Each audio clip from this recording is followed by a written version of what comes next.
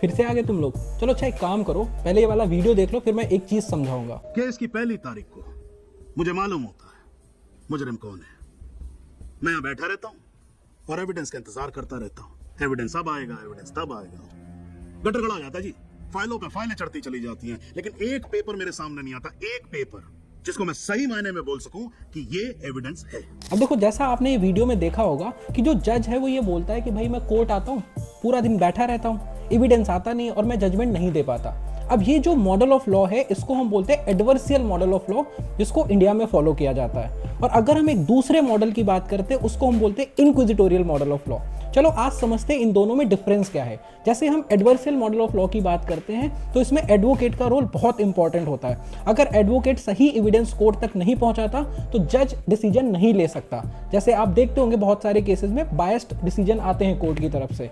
वहीं जब हम दूसरी साइड पे बात करते हैं इनक्विजिटोरियल मॉडल ऑफ लॉ की, तो इसमें जो जजेस का रोल होता है वो ज़्यादा प्रोएक्टिव होता है कि जो जज है वो अपने एंड पे इंक्वायरी भी कर सकते हैं, इन्वेस्टिगेशन भी कर सकते हैं। तो ऐसे केसेस में एडवोकेट का रोल इंपॉर्टेंट नहीं होता और ये यूएसए जैसी कंट्रीज में अप्लाई होता है। लेकिन इंडिया में एडवर्सियल मॉडल ऑफ लॉ फॉलो किया जाता है। आपकी क्या राय है? Do let me know in the comment box.